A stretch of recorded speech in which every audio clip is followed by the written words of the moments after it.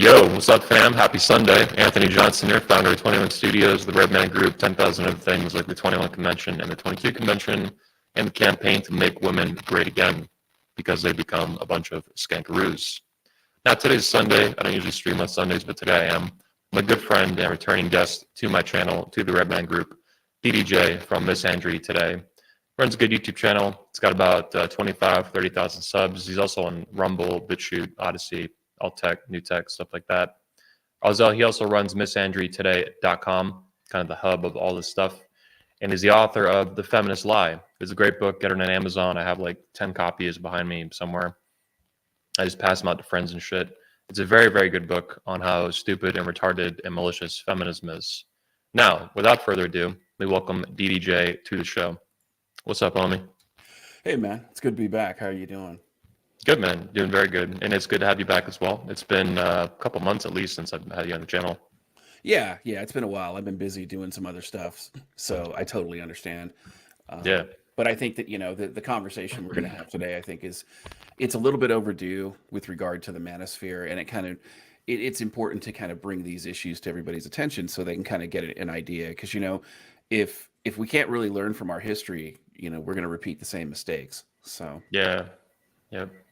Yeah, so today's show, we're going to focus on the history of the Manosphere, facts and frauds, facts and fiction. There's a lot to go through. DDJ is something of an expert. Like me, he's been around a long time, old timers. We were there 10,000 years ago at the start of the war, or whatever you want to call it. So we're going to look at different issues, both in the Manosphere kind of generally, and then some more specific movements like the men's rights movement, fathers' rights, and other kind of communities and stuff like that. DDJ, do you want your audio is muted? Yeah, do you want to kind of kick it off? And you basically had some bullet points you wanted to kind of start off with here. Yeah, I mean, I think originally when we talk about the Manosphere, really the idea of the Manosphere is relatively new when it comes like from a historical perspective, right? Yeah. There used to not be tribes as such, so there was a lot of like communities that were online, and those communities revolved around certain interests. So you had like for instance, you had the MGTOW community, but back in the day, they didn't call it the MGTOW community. The MGTOW terminology, the men going their own way, that terminology, that phrasing never existed, and it was developed obviously by people in those communities. But it was interesting because a lot of those people involved in those conversations, they weren't just actual MGTOW. Many of them were red pill. Many of them were they had game. Some were from the PUA community. And it was basically kind of a group of communities to really understand the social contract between men and women, and kind of to describe some of the problems and to provide support and wisdom for each other. And some of Yeah. these things went back 20 years. And you always hear certain people talk about the three retards of the Manosphere. And I use that as a joke. I mean, but they called them the three R's. But the reality is that there were so many other people Yeah. who back then actually were more relevant. The only difference was is that these people kind of branded themselves as like this thing, out of some sixth sense of narcissism. And Yep. what's interesting is that Well, let's pause and drop go some ahead. names. Like I got most familiar. My introduction to the Manosphere was in high school in 2005. So I've been around a long fucking time through the PUA community, the seduction community. And back then, in that community at least, the big figures were like David D'Angelo, Mystery, Eric von Markovic, Neil Strauss eventually in the 2000s, Ross Jeffries, who had a fucking movie made about him. What was it? Magnolia? Yeah, Yeah, with Tom Cruise. right. Al Curry was around, Hypnotica. Like there was a lot of big figures back then that were, I mean, eventually some of them got their own TV show. Like this. You muted yourself. Yeah, it's weird. What the fuck? Anyway, Technology. Gotta love it. there's a lot of huge figures back in the Manosphere, even like way back then. And yeah, it was more compartmentalized too. Like I eventually became aware of the men's rights movement in like 2010, but even that took like 5 years of hanging around. Brad P, someone mentioned too. Yeah, Well, and I think that a lot of people, the Manosphere was actually developed as kind of an evolution of the men's rights movement. And, the men's rights movement, at some level, has even evolved to the fathers' rights movement, and even further evolved to they call it the 50-50 shared parenting movement, which is kind of the biggest incarnation of that today. But the thing Yeah. is that, and the thing that I really want to think about, or have people think about, is the idea of the red pill and the blue pill. And what I mean by that is that, Mm. the red pill is the uncomfortable truth according to the original Matrix. The blue pill is the comfortable lie. The reason I bring that up is because in the early days of the manosphere, especially in what was traditionally considered men's rights communities, there were a lot of uncomfortable truths that people really didn't want to accept, and a lot. I mean, it created a lot of PTSD in a lot of people when they started realizing this is this is a severe issue. And what you started seeing people feeling insecure about criticism from within the manosphere community. And what I'm Mm. talking about is like, and this is where all the tribalism came from, right? So the MGTOW people took issue with the PUAs. The PUAs took issue with the MGTOW people. You had some kind of traditionalists that were there. You had a lot of this internal drama that's there. And so what ended up happening is you started seeing these groups kind of stratify and kind of divide. And it really, I mean, it created a lot of problems for the manosphere, and it created a lot of issues because what a lot of people don't understand is, like, if you go back to the men's rights community, um, the infighting was huge. And the infighting was huge in the MRA community. It's still huge in the manosphere community. And it's been going on that I've seen, as far as like very publicly. It's been happening since probably 2015, 2016, and moving Yeah. forward. At And least. yeah, because it used to be that the manosphere was more intellectual in nature. So you had a lot of people who, they had degrees, they were very well spoken, they were very well read. In addition to that, they were just highly articulate in both verbally and in writing. And so they were able to talk about these things in a way that people could, like the everyman could really comprehend. And so, yeah, and Naroki, that's perfect. Exactly. The MGTOW and the PUA community, in fact, all the tribes in the Manosphere, we all have more in common than we have as far as division. And the reason that is Yeah. because we all 90% agree on everything. It's that 10% that divides us. But the reason I bring this up, and the reason that it's important, is because a lot of people were threatened by the manosphere, and you see this in the MRA community, for example. So what you saw is, you saw people infiltrating the MRA community, and then in addition to that, within the MRA community, a lot of predators were able to hide in that community and then claim victimhood falsely. And they were accepted in that community. They're like, yeah, yeah. And then they would try to get free legal advice, Let's support. pause here. I want to pause But here for a second. So when I say predators, sometimes I'm referring to frauds, but you're just generally commercial frauds.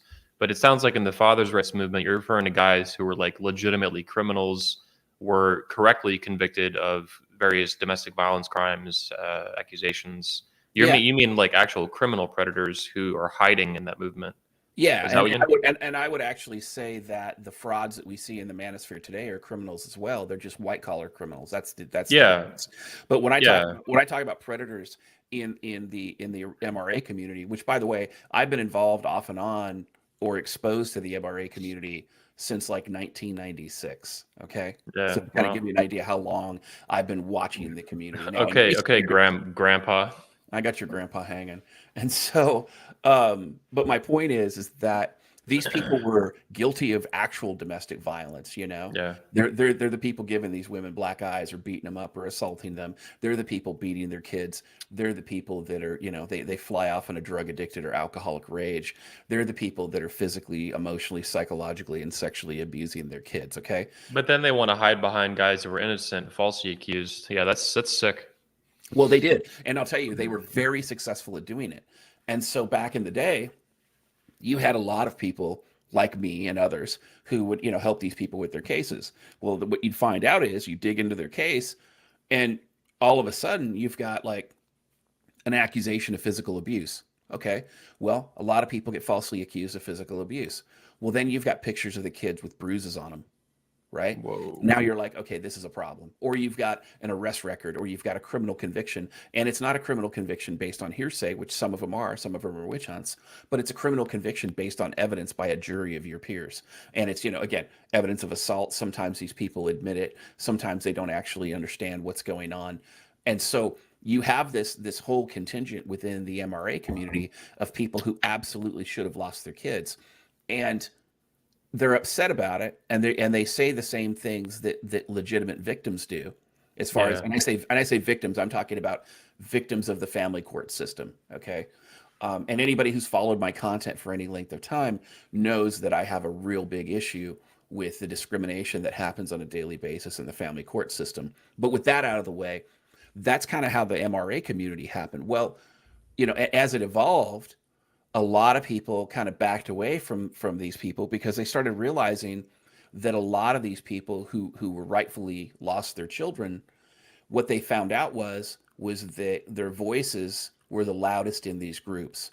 And so you would have these people, they would self-destruct the group if they were found out. And it's no different than like a female narcissist, right? If a female narcissist, or she's got a borderline personality disorder, or she's got some other sort of situation going on, and you discover the truth, right? Like she's got a notch count in the hundreds, that kind of thing, or she's been lying to you, she'll go out of her way to do scorched earth on you and destroy you because you know the truth. And that's the same is true with male narcissists. But feminists talk about male narcissists enough, so let's talk about the female ones per se. Granted, Yeah. that's not the subject of this video. Going back to the point was that you had all these people who would destroy these fathers' rights communities, these men's rights communities, once they got called out. They would make the drama so toxic and so cancerous that all the people who really cared about the father's rights and the actual victims, they just leave because they couldn't tell the truth from the lie, right? Yeah. Especially when you're on the internet. So that's why you have to present evidence. That's why you have to sit here and go, okay, I need to look at the evidence for myself. I need to think for myself. And what I found, especially in the manosphere, is that the majority of the manosphere do not have critical thinking skills. They don't have any level of deductive reasoning. And finally, they don't have any ability to truly navigate conflict in a masculine sort of way. Let's break And this down a little bit, go though, ahead. Go because ahead. when you say lack of critical thinking, what I would interpret it, I would interpret it. I think so. Let me reframe it and tell me if this is what you're saying. They lack any kind of skepticism. So, if fraud makes a claim, whether it's in the PUA community, I banged 1,000 women or some shit, right? Which a few guys have, but by far most guys have not even fucking close. The father's rights guys claim they're innocent. It's like, do you have any evidence of this, or is there any reasoning to it?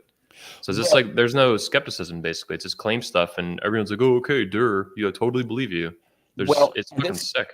and this goes back to a lack of institutional wisdom, a lack of masculine institutional wisdom. And it goes back to where, like we were talking to you about the other day offline, this goes back to our very first conversation about extended family, the importance of the extended family.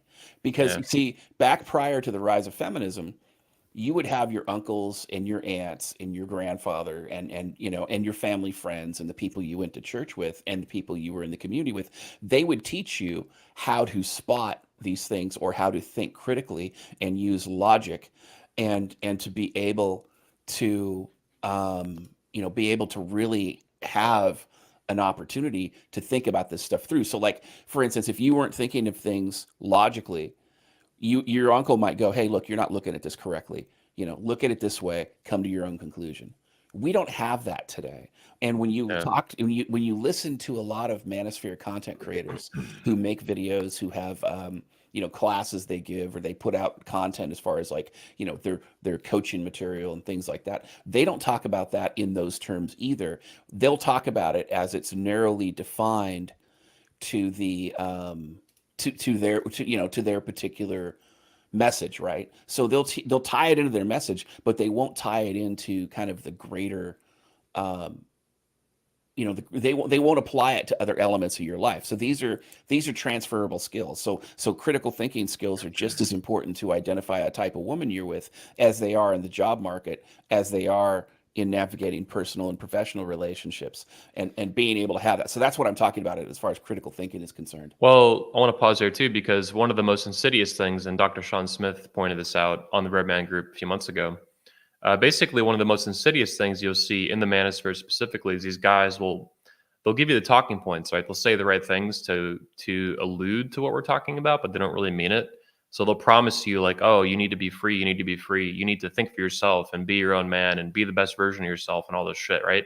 And it sounds good on paper, but it's just bullshit Well, because those there's are nothing backing it up, and they don't actually mean it. It's a facade. It's an illusion. They want to well, control you. They want to put you in like a funnel of whatever their particular ideology is, the roll-up hill or the right. butt-plugged alpha or whatever. Well, and the thing you got to remember is that those are feminist talking points that have been repackaged to push out to men, and that's the issue. So masculine wisdom is inherently different than feminine wisdom. And so while we do have, while some men have feminine traits and some women have masculine traits, by and large, we don't promote healthy masculine wisdom or wisdom from a masculine lens. And so that's why when I talk about critical thinking, I talk about deductive reasoning, and I talk about this idea of being able to navigate conflict.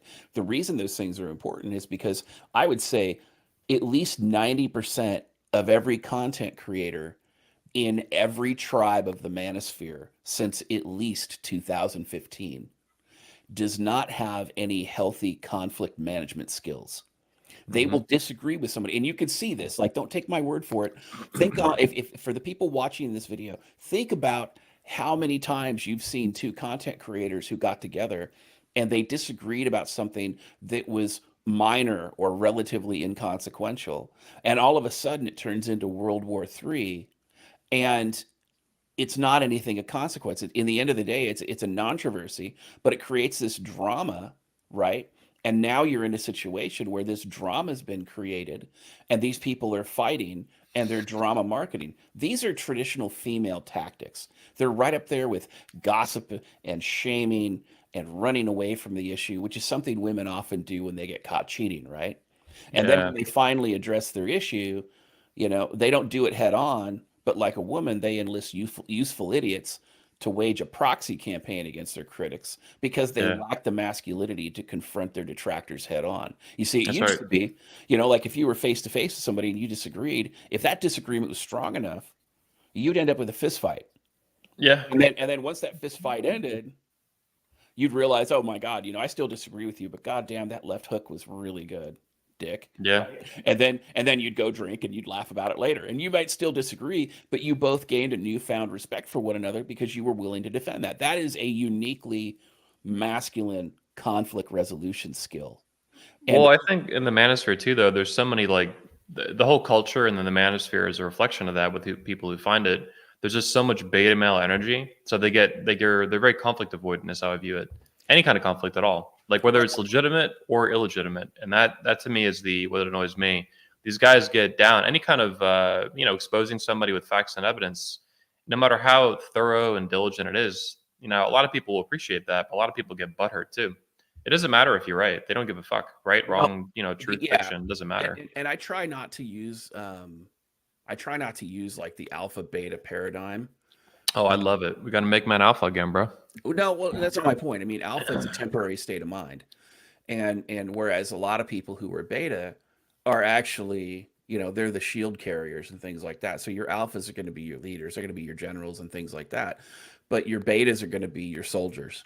And Yeah. I like to frame it in terms of, and that's really just a question of semantics, but I like to frame it in terms of female energy versus male energy, because women are not as strong and they're not as powerful and they're not as physically intimidating as men are in general, if you look at it from a position of the genders, right? Which, by the way, there's only two. And so you have this scenario here where women who don't have the physical strength, or they don't have the ability to bring force to bear, they use these tactics. Like I said, they use soft tactics like gossip and shaming, Shame. Yeah. and yeah, and ad hom attacks, personal attacks, character attacks, and then they enlist useful idiots to wage proxy wars. They sit there and they go, well, that guy just insulted me. Aren't you going to attack him? Right. Yeah. And that kind of thing. Right. Like, Well, that's for the beta males though. That's how they weaponize these beta male slaves, like workhorses, and well, they're attack drones. well, and what they do is they're weaponizing the male biological need to procreate, right? That's really what they're doing. I mean, this is a Yeah. lizard brain sort of thing. That's why the tactic works, and it They works hi regardless of they your politics. hijack it. They hijack it like a parasite almost. Correct. Well, I wouldn't say almost, but yeah. Um, but I think that when it comes to that, though, you have to understand that a lot of controversies turn into gossip, and so all of a sudden you have a Jerry Springer style civil war amongst the quote unquote tribes of the Manosphere, the communities of the Manosphere, and it creates this level of tribalism, and it divides men more than it brings them together. And it's like what Naroki said early on. Most of the different communities of Manosphere, we agree upon a lot more than we disagree. In fact, when the whole idea, like the original MGTOW stuff came forward and the red pill stuff came forward 10, 15, 20 years ago, 25 years ago, a lot of PUAs, they went drinking with the MGTOW. They went drinking with the red pill people. They went drinking with the cradcons. Like everybody communicated with one another and they had their philosophical disagreements, but um, they weren't the hill to die on, right? And so now you fast forward to 2022 and you have a lot of content creators who've come and gone because all they're doing is going on the internet and they're using it as their own personal therapy through projection, and they're Yes. just and they're just sitting here and they're whining and they're bitching and they're moaning, and they don't bring anything positive to the table. And occasionally they will, like a broken clock is right twice a day, right, as long as it's not digital. Yeah.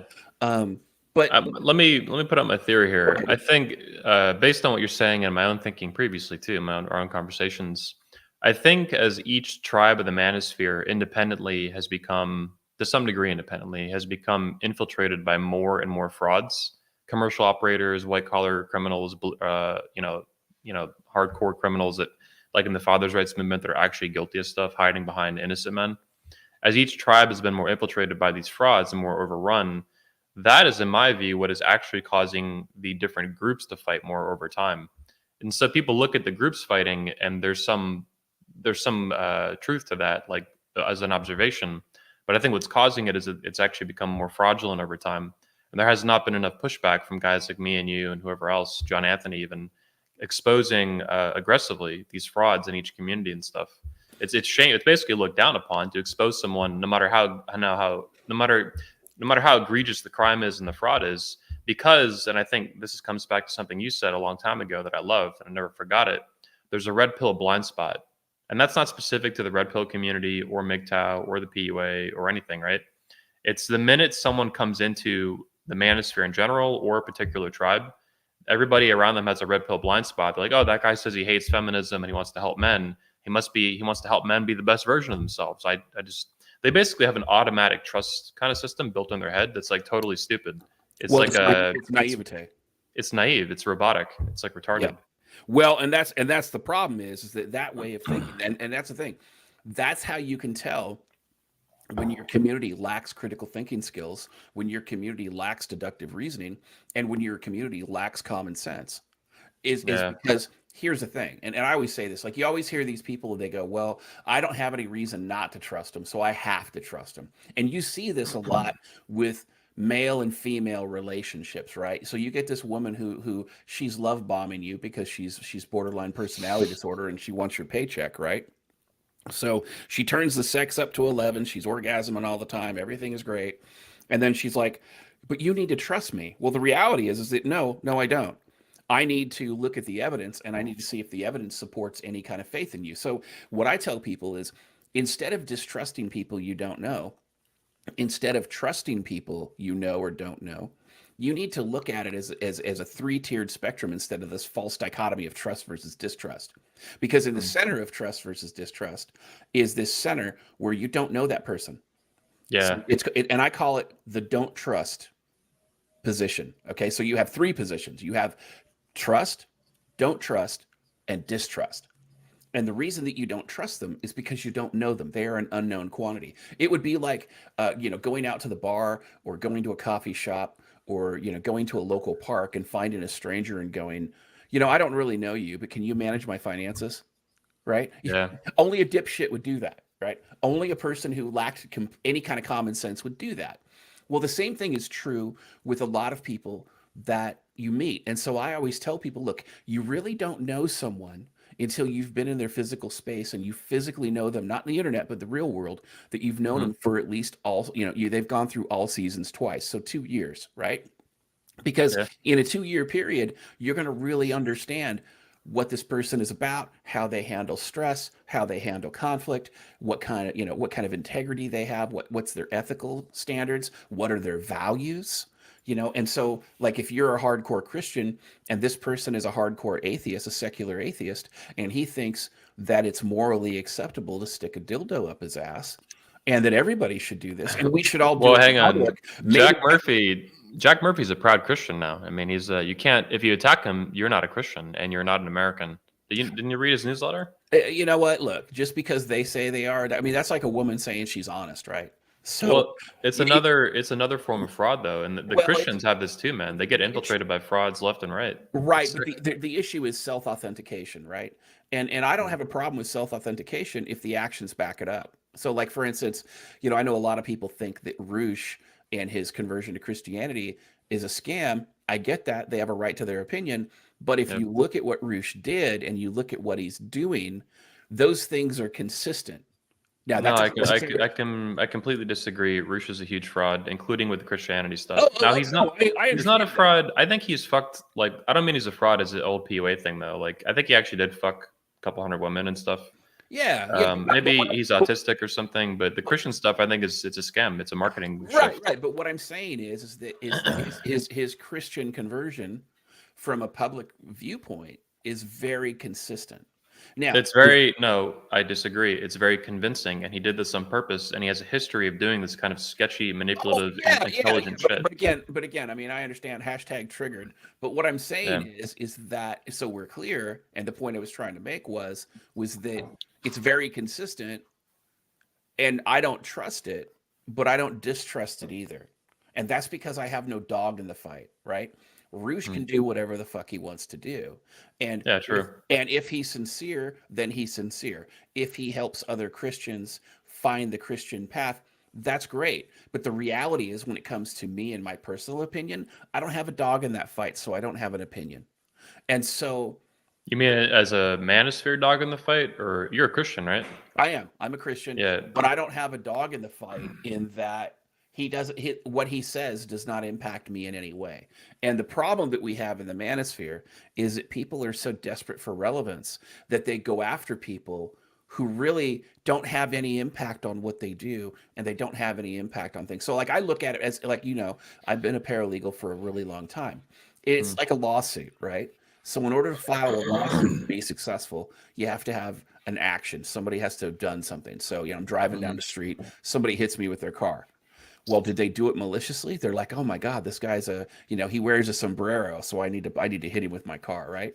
So, okay, so then there's malicious. Well, then the third tier of the lawsuit is, did I suffer any damages, right? And Mhm. that's the piece where a lot of people don't understand lawsuits. They don't understand the law. So you might have an absolute bad faith, malicious act directed toward you by somebody not on the internet but on the real world. But I mean, this applies to the internet as well, right? So you have this action that somebody does, but it doesn't cause you any damage.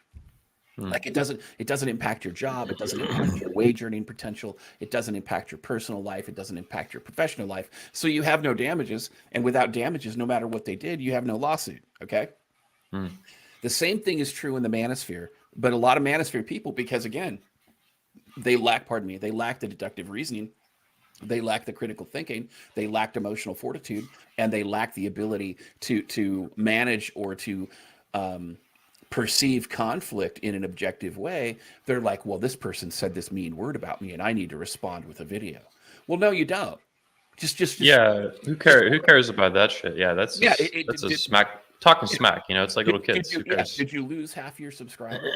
Did you Yeah. lose your cash? Is this the only form of income you have and you've lost it? Okay, maybe you have damage at that point. Maybe you need to respond at that point. But look, there's always going to be turd flinging monkeys in the sidelines throwing shit at other people. You're always going to see that, right? That's the thing about the turd flinging monkey sitting on the sideline, is the fact that they are on the sideline. And I use that in the initial sense. I don't use that as a disparagement of the content creator. But I think that the issue that we have too, and you brought this up, and I think you really tied this in a bow. You said there's a lot of frauds within the manosphere. There's a lot of shills in the manosphere. There's a lot of people in the manosphere. Um, my belief, and this ties into a larger perception.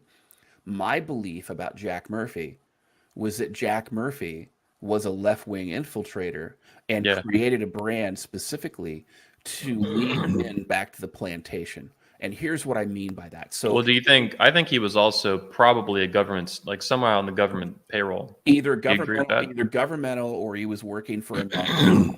Yeah, institution. Yeah, Correct. or some Like some, institute or some yeah, a bullshit. think tank or something like that. There was somebody behind him assisting him. And Yeah, the yeah. reason I bring that up is because he came out of, and when I think about Jack Murphy, I think about Anita Sarkeesian. And I look at the similarities between the whole Jack Murphy narrative. She's a feminist YouTuber or So, something. yeah, and we'll get to that. So Anita Okay. Sarkeesian was part of Gamergate, but she was a Yep. feminist, and she ran a feminist thing called Feminist Frequency. And the issue with Feminist Frequency was they were saying, well, there's misogyny in video games, and we need to change this. And we don't like the fact that in the video game, this basically, this woman has a nice ass, right? So it's sexualization in video games. Well, the problem with Anita Sarkeesian is when she first came out, she was super credible. Everybody was like, yeah, this is great. This is an issue. She's pointed out this issue. She's stunning and brave, right? And then you find out she wasn't a video gamer. Like, she spent 2 years learning how to play video games. There's photos of her with a chest high stack of video games, and it turns out that she actually posed for that picture. She didn't own it, right? It's like the guy who poses next to the luxury car that he found at the coffee shop, and he's like, "Hey, dude, look at my new ride," right? Yeah, yeah, yeah. On social Yep. media, and he's like, "Yeah, I got this car the other day. Check it out." It's success porn, right? So Yep. that's what she was doing. And then everybody found out she was a fraud and she was a bigot, and that her whole identity was this lie, right? And that's the thing that I really like. I got doxxed a couple years ago, and I think it's hilarious because people know the truth about me, and they realize that the shit that I said on the internet since 2017, when I first started being on videos, and to today, it's been consistent, right? So anytime you hear about any kind of detractors when it comes to me, you don't hear about them basically attacking my credibility, because they can't, because I didn't lie. So you fast forward, you right, and you look at the Cuck of Kiev, Jack Murphy, and you look at this whole scenario, you realize he came onto the scene from nowhere. Okay. And like every other Manosphere grifter, he shows his face on the screen, but he lies about who he is. He can't even tell you his real name. His real name's like, I don't know, it's like Simp Goldberg or something. And John Goldman. John Goldman. whatever. So Simp Goldberg is better. So anyway, it's a description, right? It's not an insult. And so my point is that this guy, he made a lot of money. He was working for a school district. This guy was making six figures, and then when he gets caught out doing this degenerate behavior, where he's basically saying, "Look, in order to be masculine, you have to be submissive, right? In order to be masculine, you have to get pegged. You have to have sex with college boys. You have to have sex possibly with younger children. You have to be completely degenerate. Oh yeah, by the way, I'm a Christian," and that's what he's saying, and that's the messaging he's giving. Well, what's happening is he's doing to the manosphere, to the dating community, to the PUA community, he's doing what a lot of MGTOW content creators did from 2016 forward. They're going, well, it's okay to sexually assault women as a MGTOW person. It's okay to force them in as chattel into slavery. When the reality is, if you're walking away from women, women shouldn't necessarily matter per se.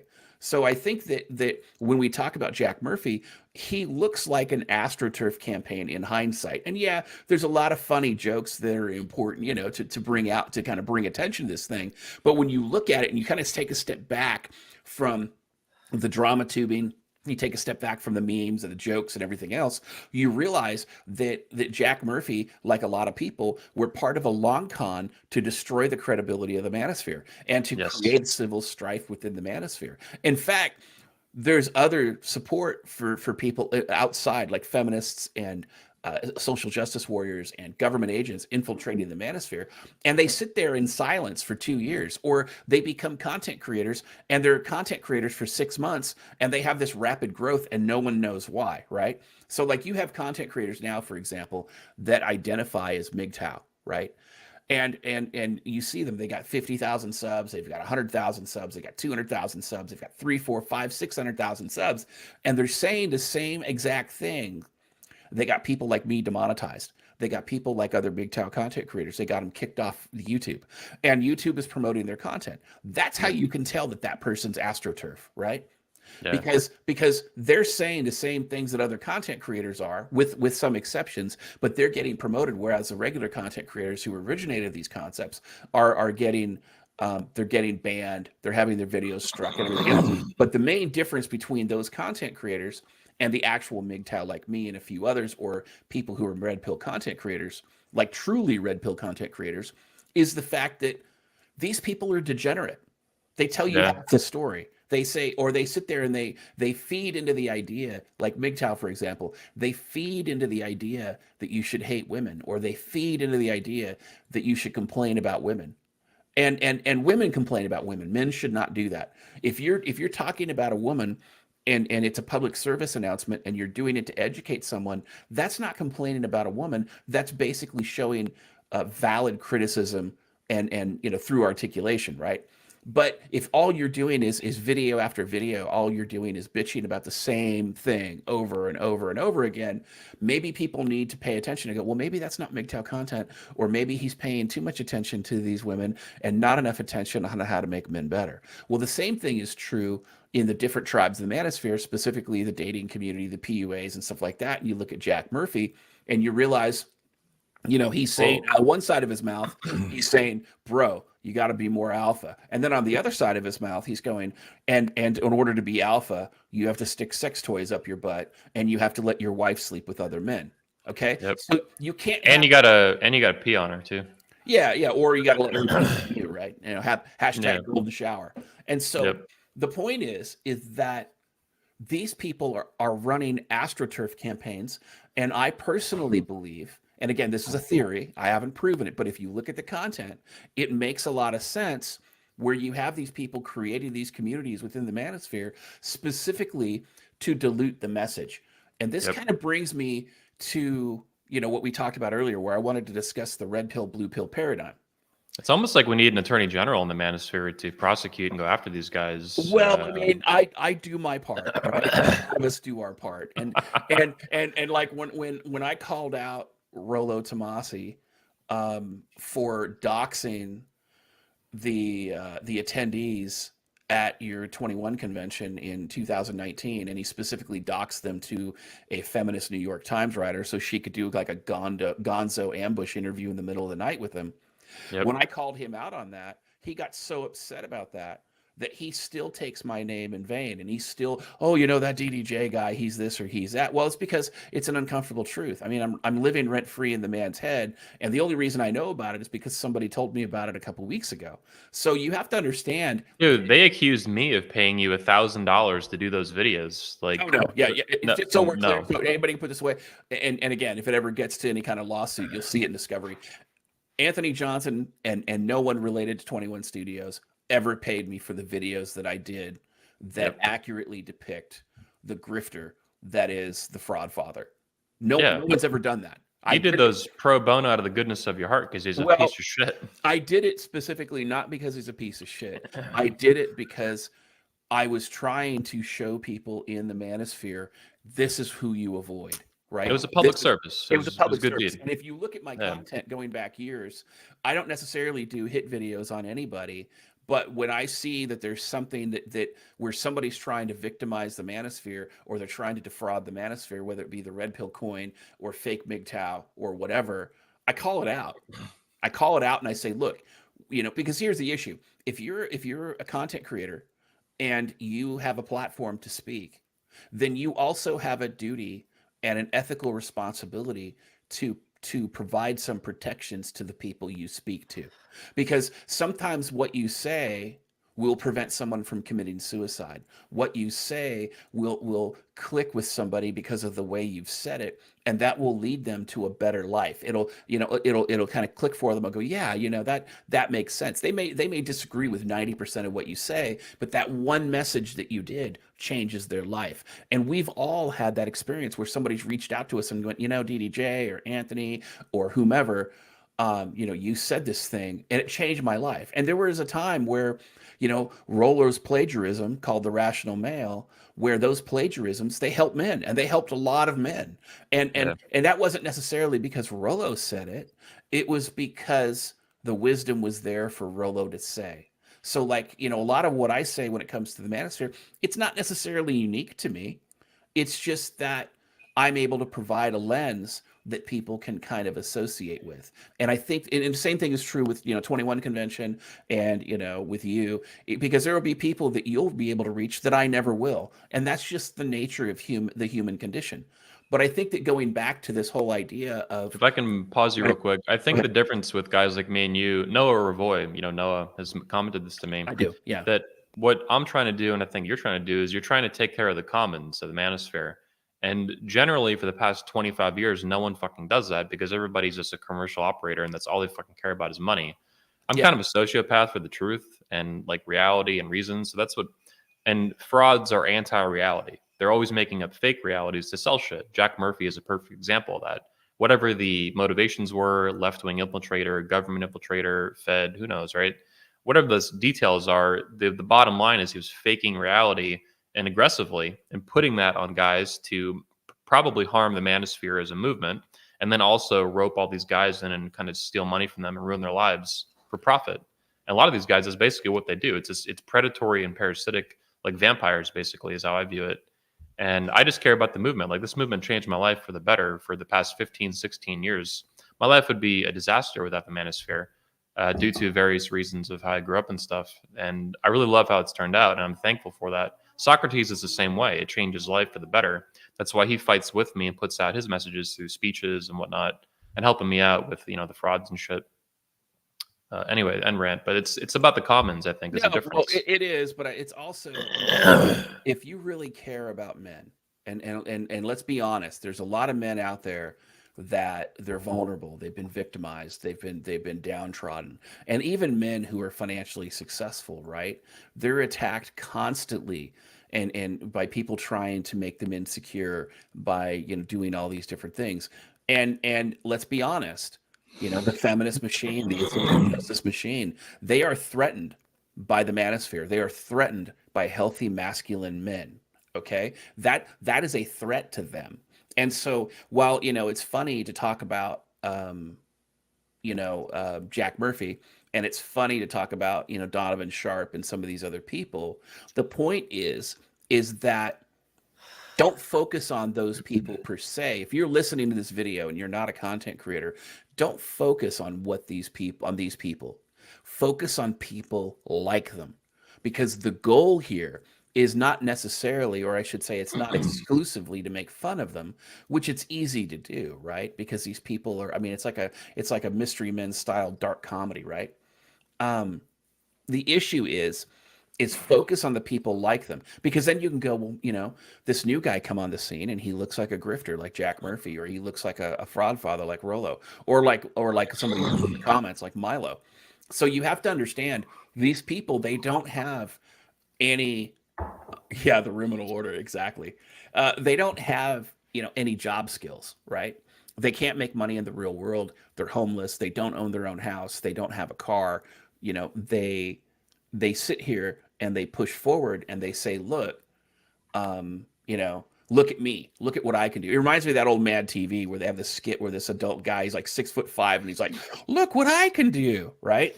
And it's a joke, and you see these people and they gas themselves up, and then they say, okay, I think I'm amazing, so you should think I'm amazing too. And then they get 4 or 5 grifters together, and they're all masturbating each other like a big fucking psychological circle jerk. And they're like, I think he's amazing, you think he's amazing, we're all amazing, right? And you're trying to figure out like when the gay orgy is so you can avoid it, right? Everybody's amazing. How do I get on this fucking yeah this cuck orgy? Yeah, well, it is. Like it is, and so, but it's the false fraud, right? I'm gonna It's spit out my coffee. It's fucking sick of this my shit. bad. So I'll try to time that between sips. How about that? Let me put some more memes in. I need more memes. Right, right. So, but I mean, the idea here is though the reason I bring this up is because the reason I started Misandry today, the reason why my channel is called Misandry today, the reason why I'm doing the hashtag shill alert for the brand name Misandry today is because it's happening. It's true. It's misandry is institutional in nature because for the last 20 or 30 years, you have feminists and social justice media. You've got politicians. You've got churches that have been infiltrated. All of our institutions have been ideologically captured by feminists and by social justice warriors and by communists. And they have to destroy men. And the reason that they have to destroy men is because men protect their communities, they protect their families, and they protect their children, and they protect everything that we as a society holds dear. So if you destroy men, you destroy that community and that family's protectors so that you can abuse children and you could abuse women. That is the issue. The dirty secret of feminism, one of the many, is that the safest place for a woman in 2022 is in the home raising her biological children that she birthed with the biological father within the bounds of Christian marriage. They've done studies on this. This is the safest place for women. But nobody wants to tell you that because if they tell you that, it destroys the feminist lie that all men are evil, right? And it Yeah. destroys this idea. And don't get me wrong. I mean, at some level, if you go back 1,000 years, men were genetically disposable because they were there to protect the women so the women could carry on the race. I get all that. But in 2022, the rules have changed at some level because now women have been indoctrinated to destroy their lives and they've been indoctrinated to destroy their families. I know of women who've been married 15, 20 years. They go to church every Sunday and they're getting the pipe on the side. And Yep. the guy thinks, oh, my wife loves me. This is amazing, right? So, and that's not really the case. The case is that yeah, she loves him, but she's still practicing hypergamy. She's still stepping outside the bounds of marriage, even if that marriage survives. So that becomes an issue. But beyond all that, the issue that I see as far as the history of the manosphere is concerned, everyone is so threatened by positive masculinity that they have to attack it. And so you see these shills that come into these communities, whether they're fake PUAs or whether they're fake MGTOW or they're fake red pill, and all they do is detract from the community. They have no positive messaging. They have no ability to positively message. And what I mean by positively messaging is I mean reinforcing positive masculinity, reinforcing natural masculinity, reinforcing men when they make their decisions. That doesn't happen. And the reason it doesn't happen is because that's not why they're there. They're there to be grifters. They're there because they're narcissists. They're there because they're activists, and they're there because they hate men. Now, not Yep. all the not That not all last those, part, that last part, I think, is one of the most important things you've said in this entire stream. Because, and I know you just said it and you mean yeah, it, but it was kind of yeah. like you went through it. But people don't realize that about these frauds, whether it's Jack Murphy or Fresh and Fit to some degree, but particularly guys like the Fraud Father, Rollery. They hate men. They hate masculinity at a deep level.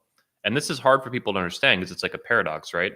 They're at least pretending to want to help men and whatever they want to write books and whatever the fuck coaching Well, or but some shit. the But reason that they hate hang men is on, because they're there's it's intimidated by them. yeah, for sure. They're intimidated. There's resentment or resentment, to be even more specific. Maybe some they were bullied as a kid by alphas, Chad Thundercock, whatever the fucking case is. They really do hate men in a lot of these cases, and this is hard for guys to understand. That someone who's pretending to want to help you fucking hates you, maybe not personally, but intrinsically as a man. The fact that you are masculine in some way, and if you want to become more masculine, it's all a front. It's a fraud. They really fucking hate your guts very much like a feminist does. And guys in the manosphere understand that. Like feminists hate men, they hate masculinity, they're brainwashed, they're communists, they're Marxists, whatever the fucking case is, right? They get that. But the minute you put a guy that's red pill blind spot in the manosphere and he puts out some zingers, feminism's retarded, whatever, masculinity is good, they just automatically buy the shit and they can't wrap their heads around the fact that this fraud fucking hates men and masculinity for real on a long-term, deep basis, and it's embedded into everything that they make. Guys just don't want to believe this. It's like a conspiracy theory to them, but I'm dead fucking serious. I've seen it for fucking 15 years. Socrates has seen it for even longer than me. I'm sure you've seen it like you're talking about. You've seen it all over the place. But these guys who are new, they find the Manosphere like a year ago or 2 years ago. They just like they don't get it. Maybe if they stick around long enough, they will. Maybe that's part of it. Why you see it for being in it for a long time. Well, I agree with you wholeheartedly, and I think that the issue here is that um, yeah, these people do hate men because they hate healthy masculinity. And really, Yeah, if you're new to the manosphere, these people are easily called out if you look at their actions. But again, this is something again, time tells all truths, right? So yeah, yeah. when you see what content they put out, you see who they attack, you see what they do in their content, right? Like, are these people telling their audiences that they need to lift weights, right, which increases testosterone? Are they talking about having a healthy diet? Are they talking about being financially self-sufficient? Are they talking about educating yourself by having a love of reading and learning, right? The learning is a lifelong skill every man needs to have, but more importantly, are they talking to people about how they need to be involved in their own families? And I'm not even like this is true even for MGTOW, right? A lot of MGTOW content creators tell people to back away from their families, and it's like, are you fucking kidding me? Whoa, whoa, Right? whoa, whoa. Yeah, it's So so fucked. so you have to understand, like when I talk about being a part of your family, I'm not just talking about somebody you want to wife up. I'm talking about, you know, keeping family connections with your brothers, with your sisters, as long as those are healthy, of course, obviously, with your Yeah. mom, with your dad, with your aunts and uncles and your extended family, your cousins. You know, keeping those healthy relationships there. The stronger your family, the stronger your community. And the stronger your family, the stronger the next generation of your family is going to be. And that's the thing that these guys don't want to tell you. Because the second that you become self-reliant, the second that you become self-sufficient, the second that you no longer need a daily dose of red pills, they've lost a And customer, they've lost a Patreon, they've lost a person buying their book. And you left the plantation basically. It's yeah, it's a mental plantation. They want you on the plantation picking cotton or correct, Patreon or whatever super correct, chats. Yeah. correct. And so that's I the want to issue. pause here though Go ahead. because these guys who get butthurt at me for posting memes and exposing frauds, whether it's with facts and evidence or through entertainment and memes and kind of the playful elements of just roasting them for the hypocrisy and the fraud and the malice. They come at me, but they don't really understand that. Like, I really care about this community and I love it, and I'm willing to lose subscribers for that. I don't fuck these guys who are like, I'm unsubscribing or fuck you, I'm gonna cancel this my membership for $5 a month. I'm like, get the fuck out of here. I don't need your money. I don't want your money. You're an idiot. Your head is up your ass, and I don't fucking care. I care about what's true, and I care about this movement, and I care about men, and I care about the issues, and I actually care about the words coming out of my fucking mouth. It's not a front. It's not pretend. I'm dead fucking serious, and I'll put my money where my mouth is. And when these people threaten to walk away, I'm like, good, get the fuck out of here. Don't let the door hit your ass on the way out. Goodbye. Don't talk to me anymore. Get out of here. And they can't even wrap their head. They're like shocked by that. They think I'm like gonna be upset that they're like taking their money or away or something or unsubscribing. I'm like, I don't fucking care. They can't even. It's just like they're just in a state of disbelief basically that I just like mean this and I Well, don't give a that's fuck because about your money. yeah, but that's because they have a feminine mindset, right? Yeah, they're And they're effeminate beta males basically. yeah, yeah, and the reality is that that $5 or $10 that they're spending on you every month is probably better spent on their tampons and my doll they need or whatever, or their wine in Yeah, the box, because yeah, that's the issue, right? And so I think that when it comes to this scenario again, we're talking about yeah, the issue is this, okay? Men have this idea what's called raillery, where we fuck with each other, right? Even as friends, we fuck with each other. We do your mom jokes, we make fun of people for being gay, we whatever the deal is, right? We find some idea and we drill into it and we hammer them. Part of it is because we're friends, right? So they say men who get along with each other insult one another. Women, I'm hmm sorry, yeah, men who get along with each other insult one another, but women who hate each other compliment each other. yeah. And And you it's fake. It's fake. it's absolutely fake. And so, but that again, there's major differences. There's huge chasms between the differences between men and women. But And that's that's how these frauds operate. They give each other fake compliments and they don't mean any of this shit. They don't even know each other a lot of the time. They're right. just sucking each other's dicks for affiliate commissions and shit like that. Right. And again, it's I think Tech Nine called it Jeffin, where they hang around and they basically compliment you when you're there, and then the second you turn your back, the knives come out. Yep. And you see this, and Yep. again, I think the reason I think that this is important to bring up is because it's, the men's rights movement has started to kind of push forward, but there are a lot of grifters in the men's rights movement as well. And I kind of want to touch on them. I mean, we're going to be doing a follow-up to this video. Anthony and I have Yeah. discussed this, and we're going to go and we're going to do a deep dive probably next Saturday. At least that's the goal right now, to try to talk about these things in more detail. But there are people out there in the men's rights movement that, or fathers' rights and the 50-50 parenting, that are just as big a grifters as the people that we see in the manosphere. And the normies on Facebook, that's really where a lot of the 50-50 parenting rights people come from. And there are a lot of our normies. But you see people like, there's a guy named Greg Parsons who unlawfully practices law, and he sells these legal papers to people. The guy's not an attorney. He lost custody of his kid, and he's just grifting other people out of hundreds of dollars to deal with this whole thing. And then Wow. you've got, in the same vein, there's a woman, I think she's got a PhD in theology, and she's an African American woman, and she calls herself Dr. Tori, and she does the same thing. She says, "Oh, well, you pay me this money, I'm going to help you out," and then she takes the money and run. And what's funny is that she actually is listed on ripoff reports because she's done this so often. And I think she's been sued for fraud, but don't quote me on that. I'll have to look that up. And then there's a guy who he's a Slim Shady wannabe from 20,000 years ago, and he carries himself as a paralegal. He's not.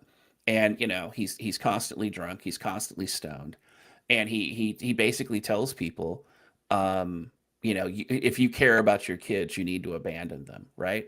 And so it's that nonsensical stuff. But these people are grifters. They're complete grifters. There's others as well. There's like a guy named Gordon Rose who he stalked his judge and stalked her children and ended up getting caught for it. And so that's the thing that you have to think about. Like, so it's not just the Rollo Tomasis, it's not just the Donovan Sharps, or it's not just the wannabe dating coach PUAs guys, right? It's the people who try to act like there's something they're not. And that's the thing that's important, because it's like what Anthony and I talk about, where I came up with the concept of the red pill blind spot.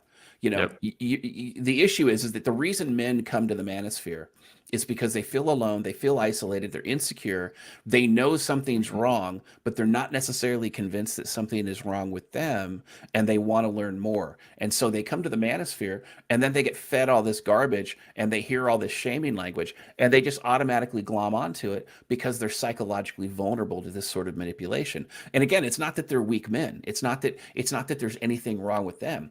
The majority of their depression and their insecurity and their social isolation and the problems that they're having with relationships, whether they be personal or professional, those are just natural responses to abnormal circumstances. And a lot of those circumstances have to do with,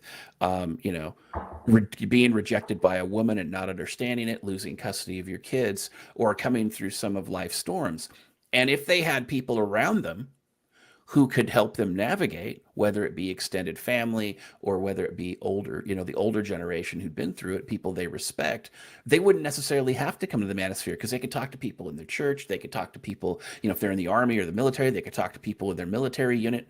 They could talk to people on the sports team if they're, involved in like intramural or college sports or something like that, or people in their community. And of course, their older male family members. They could talk to those people. But a lot of these people they don't have those connections because they're told by people in the manosphere, isolate yourself. And by the way, make your check out to me, make your credit card out to me, and I'll give you your daily dose of red pills. And all it's doing is it's creating a psychological addiction that is hurting these men more than helping them.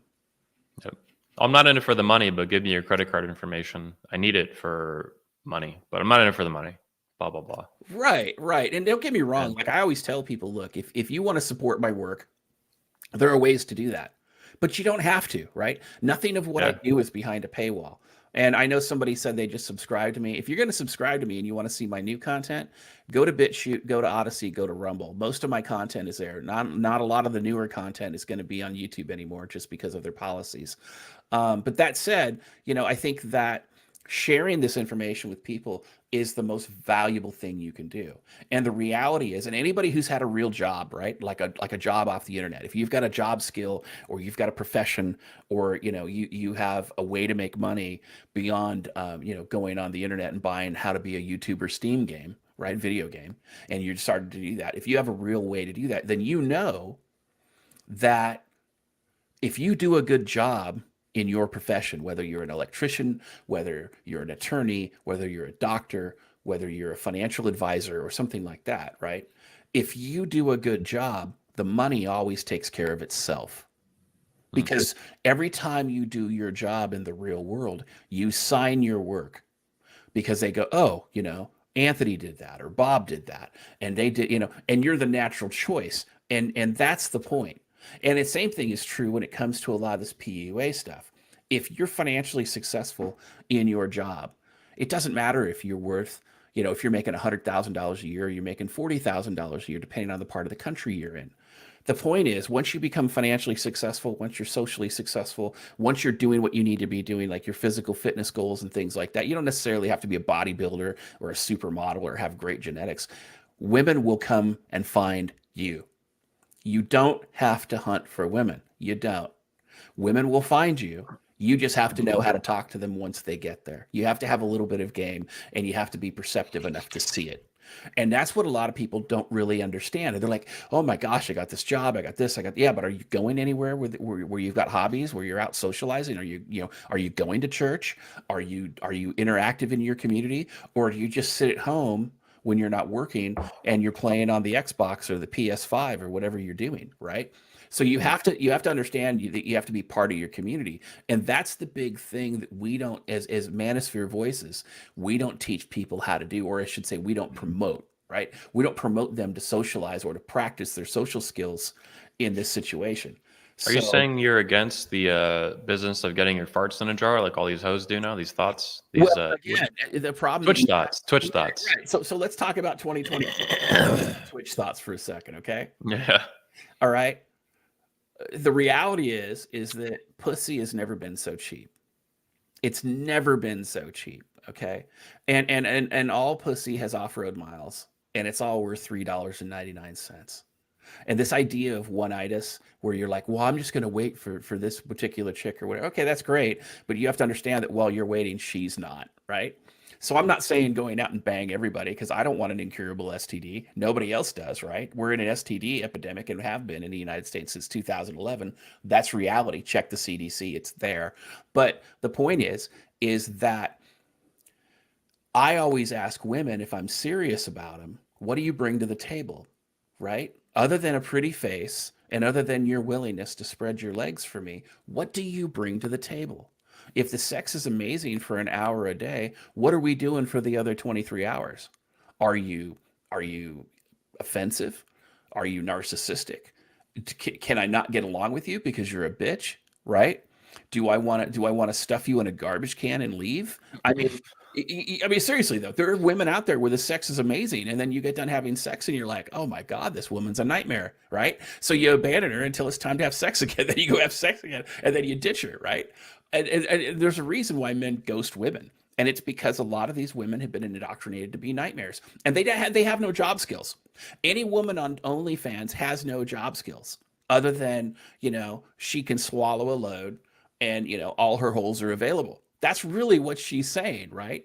And again, when you think about these things, it's like a What woman. about what about when a dude's on OnlyFans like Jack Murphy here? He was doing a chatterbait more Yeah, specifically. yeah, but it's the same thing, right? The problem you have, so one of the things that Milo says, I know somebody ragged on Milo earlier, but one of the things Milo said recently, and he said this a few separate times, I think it's kind of like a cornerstone of his presentations. One of the things he says that's absolutely objectively true is this: Milo has had so much sex, and he's had so many connections that were emotionally and psychologically meaningless, right? You mean butt sex? Yeah, butt sex. But it doesn't, it's not just butt sex, it's sex in general, okay? I mean, I Okay. understand you're excited about butt sex. I'm not, and that's okay. No, I'm not excited about butt sex. We got to be clear about the facts here. Like Right, Milo is only right. recently trying to not be Yeah, gay. yeah. But my point is that it applies to all sex, and that is that his pleasure pain sensors are just completely messed up. And Yeah. he went to a doctor, and the doctor said that because of his lifestyle choices, his ability to process dopamine and to experience pleasure is completely degenerate and warped. And that is because he went through too many people, or he lived a lifestyle that focused on sex for sex's sake. Now we talk about this when it happens to women. Okay, we talk about this and say, look, the thousand cock stare, women can't pair bond. All those things are true, right? But we don't talk about it when it comes to men. And like for instance, you interview male porn stars, and a lot of male porn stars in their early 30s and early 40s, they have erectile dysfunction, and their dick is dead, and they can't even get an erection without medication. And sometimes that medication is more than just a little blue pill. They need a shot.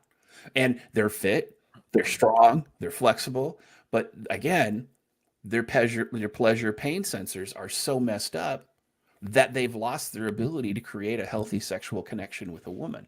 And you see this in the PUA community as well. There's guys that they're older PUAs, they experience this stuff, they don't really want to talk about it, they try to rebrand themselves. So you have to understand, when it comes to OnlyFans, whether it's male or female, you can't turn a whore into a housewife, and that is the same is true for a husband.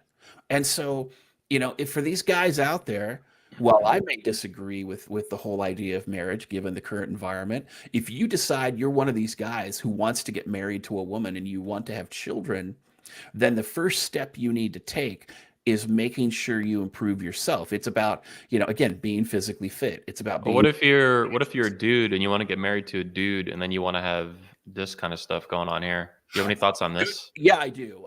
The Second Amendment is a thing, and you can fly to Sweden, and Sweden actually has an assisted suicide chamber that's legal.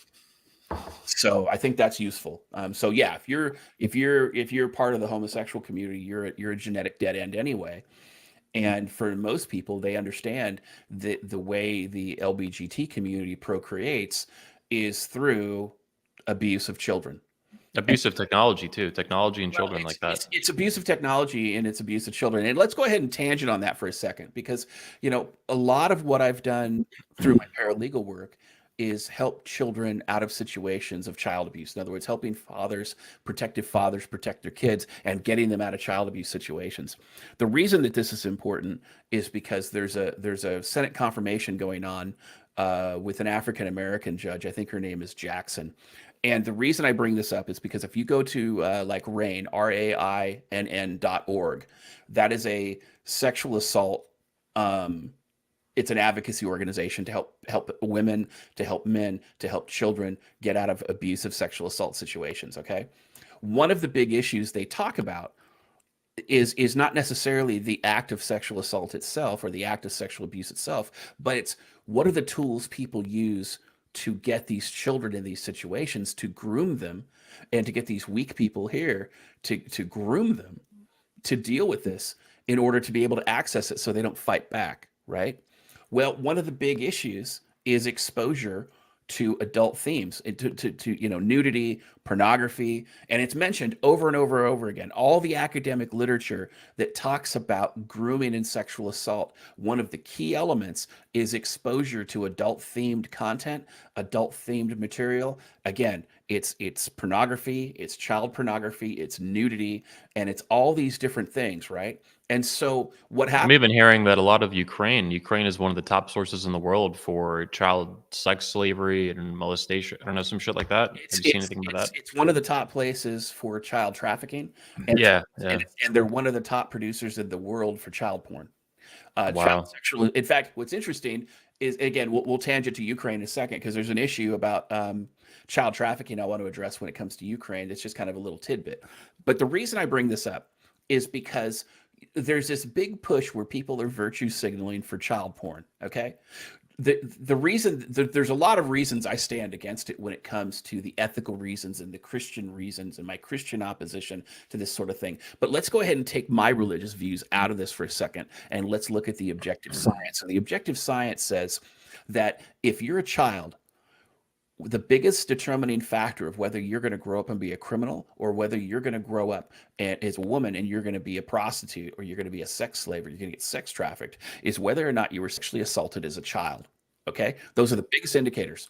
And so the number one place to find children who are open to sexual abuse is single motherhood, because there's no father there to protect the child, and because single mothers, often it's the mother's new boyfriend who the boyfriend targets the mom specifically to get at the kid. And you see this over and over and over again. It's like, I think that these types of predators are like in the top 10 of all child abusers, just as an FYI. The reason I bring this up, though, bringing this full circle back, is that these children are exposed to adult sexual themes in their schools through institutional grooming for child abuse. It's the gay pride parades where these guys run around nude. It's the sex education, which is over sexualized. It's the books that they get in their elementary schools that now mothers are now they've discovered and they're speaking out against it. But it is also judges like Jackson who refuse to hold child porn people accountable for what they do. And what nobody wants to talk about is you have all these people who are watching child porn. How many of these people are using this child porn to groom children? And they're going, look, they do it on the screen. We should do it now, right? It's a sick concept, but it's something that has to be discussed. And that's the thing about the red pill. The red pill is about confronting the uncomfortable truth and dealing with it head on. And that's the problem. So you have these people who say, well, I support the LBGT movement. Okay, well, that's great. I'm glad you support the LBGT movement. But did you know that 70% of all bisexual people are bisexual because they were sexually assaulted as a child? And this is self-reporting. This isn't a conspiracy theory. Or the fact that the vast majority of child abuse predators, and I say child abuse, I don't talk about pedophiles because pedophiles, it limits it to an age range, right? So you have pedophilia and you have pederasty, and pedophilia is like prior to a certain age and pederasty is like teenage kids. I'm not talking about that because I think that both of those conversations are limiting and it's a false reframe. I think we need to talk about it in terms of child abuse because that's really an all-encompassing term and that's really what it is. So when you talk about child abuse and you say, look, did you know that the majority of child abuse happens where it's men, and the majority of boys who get abused, they're being abused by men? Now, the LBGT community is going to tell you, oh, well, those men are straight. But they're also telling you that men who have sex with other men are straight too. So do you really believe what it is they're saying? I mean, again, this goes back to critical thinking. It goes back to deductive reasoning, and it goes back to just, common sense. And how do you manage conflict and how do you manage disagreement? Because I'll tell you, when it comes to being a healthy masculine man, there are, even if you're an atheist, there are a variety of valid and legitimate secular reasons to not be a part of that community. And why those communities in the long term, not only are they genetic dead ends, but sociological dead ends. If And we can pause on that last part, that's what frustrates me. One of the things that frustrates me the most, not only about the kids and their future, but in this picture, it's like your choices, Dave and Dave, they're both named Dave. And I generally have liked Dave Rubin over time to some degree, is in interviews, advocacy for free speech, stuff like that.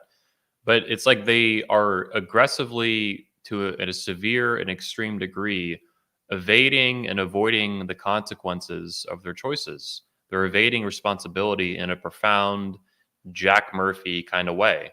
And the average person in the conservative movement right now doesn't even understand that. Prager University was celebrating this recently. A bunch of other conservatives, like, it was fucking sick. Now, I'm not even a conservative necessarily either, but this is retarded. And that's because that lifestyle has been allowed to infiltrate conservative circles, right? Yeah. And this is a genetic dead end. And like, that's what this means. You want to put your dick in other dudes' buttholes. Okay. It has consequences. And you are doing everything you can, spending $100,000 or more to evade that consequence like a pussy. You're too much of a pussy to face the consequences of what you want to, how you want to live and what you want to do. And it's really aggravating. Well, and let's be honest, okay? Let's call it what it is. This is so the idea here is they're like, oh well, we're just adopting. All right, let's talk about adoption for a minute because they're not even adopting though. They're not even adopting. I read into what they did. Those two babies that are currently growing in surrogates, they have the same mother. So some chick sold her fucking eggs, sold her fucking children for money. Right. And they're doing all this shit. It's sick. Well, right. Hear me out. Okay. It's adoption. And the reason it's adoption is because both of the husband and the husband have to adopt the other man's child. It is adoption. Good point. Let's be honest, what it also is. Adoption, paid adoption, is child trafficking. Now, this brings me very neatly to my point about Ukraine. So Ukraine, it turns out, they have an adoption agency in Ukraine where they run a baby mill. And they're like, I think they said that there was this issue where there were all these babies in a basement. I think they were saying there were like 800 babies. Okay. Whoa. You have 800 babies for sale in a fucking basement. And you have to understand, in the Western world, the average adoption for people when it comes to this is it costs like $100,000. In Ukraine, they were saying it's like 45,000. Now, I've heard of much lower numbers, but the point is that you have these women who may be sexually assaulted, but they're absolutely getting paid to sexually traffic their bodies to traffic unborn children. We're not talking this. There is no. You'll never be able to convince me that those are traditional family values. That those are Christian values. Now I understand that when it comes to this sort of thing, there's a lot of people out there that want kids and they can't have them. Well, guess what? Choose a man who's got healthy levels of sperm. Okay. Don't eat soy. Don't drink out of plastic. Don't do the things that reduce your sperm count. Don't do things that increase your estrogen, like drink beer, for example. Those things, they interfere with sperm production. And if a woman can't have a kid, hey, that sucks. But maybe you need to be thinking about that. Again, this goes out of it basically goes and you're talking about choosing a healthy spouse and having a healthy family. And like I said, as a MGTOW, this is one of those scenarios where, I don't necessarily promote the family. I'm not opposed to it. And I wish that one day there was no need for a philosophy like the MGTOW philosophy. But unfortunately, in the world we have today, it's an absolute, it's a football field full of landmines, right? And so and the problem that you have, though, is that this degeneracy has seeped into conservative circles. And I'm talking about the GOP, the log cabin Republicans, and all these different individuals who basically, it's seeped in. Like rhinos control the Republican Party now. They're not Republicans. They're not conservatives. They are. Yeah. They are rebranded Democrats. And you can tell by the way they vote, you can tell by the way they speak, or the fact Yep. they speak out of both sides of their mouth. So you have to understand that the problems that we're talking about They're throughout part the of stream today. they're part of the Uniparty. I mean, the Yes. official taglines of their party are almost meaningless at this point. Well, and the thing you have to remember, though, is that the problems that the conservative movement is happening in the normie sphere are the same problems that the manosphere is happening, right? You've got shills that have infiltrated. You've got Yep. grifters on the inside. You've got self-serving narcissists on the inside, and they're all saying, "Oh, you need to elect me, so give me your money, right? Yep. You need to buy my dating coach program. You need to give me money. If Yep. and really at the end of the day, what's happening is that a lot of these grifters, just like the Republican Party, you're not creating self-reliant, resilient men who have a healthy level of critical thinking skills and deductive reasoning and Let's the talk ability to deal with about conflict. What you're finding is that you're creating a generation and a community of sycophants who basically are just pay pigs. exactly, and that is actually a perfect segue to this comment because this guy is saying let's focus on this comment and relate it to what you're saying with the pay pigs for the manosphere. That's a perfect way to put it. By the way, all these simps that just buy all this crap and they don't even talk to women, they don't make their life better, they don't do anything. But anyway, the pay pigs. But here, I think in politics, a lot of these conservatives, this guy's saying average conservatives aren't bad. It's the corrupt politicians we continue to vote for and support. Who the fuck's doing that? The average conservatives, at least in the Republican Party, and the Democrats and their stuff is just as bad, if not significantly worse. I mean, it's like fucking, you're comparing 90 out of 100 retarded versus 100 out of 100 retarded. Like, what the fuck is the difference? But it's Right. the leaders are elected because the average conservative is a fucking pussy. That's why this happens, and he's a retard, and he's like fucking like he's a lefty socialist from 20 years ago. Like Well, it's and, retarded. and let's be honest, we don't know that they were lawfully elected, especially in communities that have moved to 100% mail-in voting, right? Because I'll tell you what, voter fraud is nothing new. When I was in Washington State, we switched to mail-in voting, and there were credible allegations of voter fraud a long time, for a long time. So like 25, 30 years. So you have to understand this is not new. As far as writing books are concerned, I saw that comment. Yeah, I wrote The Feminist Lie. It was never about equality. It was a bestseller on multiple bestseller lists on Amazon.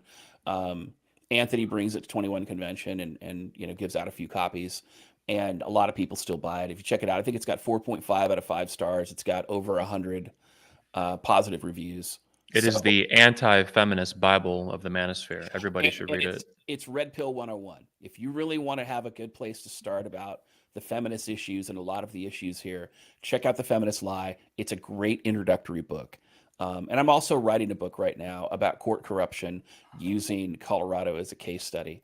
And it's similar to The Feminist Lie. It's going to upset a lot of people, and it's going to be it's very, very red pilling, but it's also going to assist people in the legal community to explain why Colorado is the cancer that it is today, because there's a lot of reasons. The other thing I would say too is that while there's a lot of really solid conservatives, I think with the voter fraud, the voter rigging, the gerrymandering, and the corporate communism that you see that infects all levels of our society, that's what is limiting. That's the main limiting factor in all these situations where we can't get valid America First candidates in. And then the reality is, let's Yep. talk about America First for just a quick second, because I say America First, I mean that in its truest sense in the dictionary definition. So, let's say you're a guy and you're making $100,000 a year, right? But you have a lot of bills, or let's just say 50,000 a year. Okay, you're 50,000 a year. You're sole wage earner. Your wife doesn't work because she's at home taking care of your kids. Okay, and the next door neighbor comes over and says, "Hey, can I borrow $5,000?" Well, you don't have $5,000 to give him because you're taking care of your family. So it's you tell the guy no, but you don't tell him no because maybe he's been your friend for 10 years. You don't tell him no because you don't like him. You don't tell him no because you think he's a loser. You tell him no because you can't afford it. Right? That's the reality. You take care of your family first. Well, in the I can United hear your States, I can hear your dog in the background, by the way. yeah, both my dogs are sitting there coming around. They're kind of whining and moaning because they know I'm talking and they want attention, so I'm petting them and stuff. So you might hear me slap them around a little bit. Anyway, so but we look at the United States and we think, or I should say that the people who kind of lord over us think that our taxpayer funds need to go for people who don't pay taxes. So they go to other countries, they go to criminals, they go to all these people who really didn't earn them, and we can't afford it. Now we're in trillions and trillions of dollars worth of debt that we're never going to get out of. And we've Yep. got people who basically all their whole goal is to loot our tax base, right? The goal Yep. isn't to fix the country, it's to loot the tax base and make everybody suffer so that we're modern day serfs and they're modern day, medieval lords. The That's the goal goal. is, yeah, it's feudalism, basically. It's feudal, yeah. New age feudalism. Yep. Yeah, it's a techno feudalism. And so Do you anybody view a lot of people get they get hung up on the communism stuff, and in my understanding, it's more of like a stepping stone to feudalism, and communism is almost like a distraction. They're not going to let that happen. They want, I think, what you're saying, feudalism Well, and socialism and communism is communism. communism is a step to tyranny, right? And it's a Hmm. step to this feudalism. So while Hmm. communism is important, the point is that if you look at Stalin and you look at prominent communists, they were all feudal lords, and if you disagreed with them, they killed you. So that's kind of the program there. Okay. Give me about 10 seconds. I'm going to go ahead and put my dogs out so they can bark at the neighbors. So I'll be Okay. right back. I'll hang out with the chat here. What's up, boyos? World Economic Forum. They write all of it down. Yeah, it's pretty amazing. They have their own YouTube channel, website. You can literally read like the entire New World Order. They just spell it out in plain English and they throw it in your face. Feudalism or despotism? I think feudalism, but I mean, at this point, America is becoming like a fascist shithole, as I see it. It's I'm like, about what was the point of the Nazis even losing if America just becomes a fucking new age fascist shithole that invades the world and blows everything up, and it's just insane. Well, and the thing you want to remember too is if you really want to have an idea of where the United States is headed, look at Canada. So Canada has a lot of land. They don't have a lot of citizens, obviously, but the thing that they've done is they've pushed everybody to live in cities. So they've tried to urbanize everything and they've done everything in their power to destroy rural communities. And that's what the United States is trying to do. The United States is trying to destroy rural communities because the rural communities are the strongholds of healthy masculinity. They're the strongholds of conservative values, Christian values, American values. And Zen Master says it's the last stand in America. I agree with that. But the thing is you have to remember there is no other place to go. You hear all these expats going, "I'm going to get out of the country." Well, guess what? Their laws are worse than ours. Dude, We a year ago, these people were like, "Oh, move to Ukraine. It's a golden land. It's cheap, and there's a bunch of hot women," which is true. But it's like this place is a fucking war zone now. Like move here, move there. Like they moved. I love Poland, but like Poland's right on the fucking border of that shit. They're Right. fucking next for all we fucking know. And you're right, Right. the laws are worse elsewhere too. And it's like there's nowhere to go. Well, Reagan was famous for saying this, right? If freedom dies here, the whole world's fucked. it's true. Paraphrasing, It's true. paraphrasing. Right. Absolutely. It's Yeah, true. And I think really, if you're going to move out of the cities, move out of the counties of the big cities, move into the rural, yeah, if you can work remotely, live in those rural places. And it's yeah, possible to do. And that's the thing is people don't understand it. And you're going to find people who have a lot more similar values to, people like us than, these other places. So, there's advantages to doing it. But again, bringing this back full circle, nobody wants us talking like this. Nobody wants us having these conversations because they are a threat to the powers that be, just like in the Manosphere, right? Because they want you to consume, they want you to purchase stuff, they want you to live in debt because once you do that, then they control you. And that's the thing with the Manosphere. If you look at the Manosphere as a microcosm of our society, that's exactly what's happening is these people want you dependent. They do not want strong, self-resilient men. They want men who are sheep. And the reality is we need to create more leaders. And every man can be a leader. It doesn't matter who you are.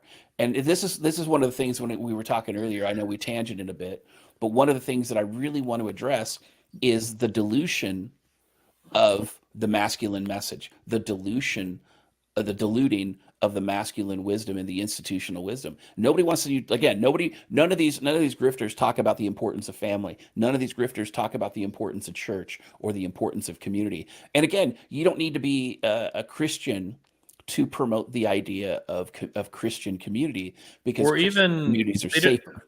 they don't even talk about the importance of something like leadership. Like that's how fucking retarded a lot of these grifters are. Like basic stuff like leading your family or leading your relationship. They don't really talk about that.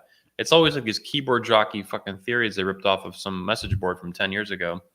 Hypergamy is one of the most notable examples, but it's beyond that. I mean, it's like being a leader is part of being a man, and it comes down to leading your family and your relationship, your friends, Yeah. whatever. Like lead, lead, lead, lead, lead. And that's just been dying in the culture and the manosphere even too. Right. No, I agree. Um, And that's and when we talk about, diluting the message, that's the reason I want to talk about the whole rainbow pill. And what I mean by that is that, if we talk about the manosphere in terms of the red pill and we talk about the manosphere in terms of the blue pill, again, the red pill is the uncomfortable truth, often the painful truth. The blue mhm. pill is a comfortable lie. But now you've got all these different colored pills, and you got a color of a pill for every day of the month. Yeah. And the most notable being, oh, the black pill. This person's so black pill. Look, all that's marketing. That's just somebody wanting to feel important. The reality is this, okay? People who identify as black pill, they're not. They're red pilled and they've given up. They don't see hope. They don't Mm. see a light at the end of the tunnel. They don't want to be the change that they need. They don't want to be the change anybody else needs. And so they're depressed and upset and they're living in red pill rage and they're like, and they've given up. And I get that. I understand it. But don't necessarily call yourself black pilled because you're not. You're red pilled. You're just disillusioned. And the same is through with like the purple pill and all these things. And I even talk about the purple pill power bottom as kind of a joke because Yeah. it has a lot of truth. But the point is that all these different colored pills dilute the fact that the red pill stands for uncomfortable truth. And then you see the detractors say, well, the red pill community is focused on these lies and this and that. That's not actually true.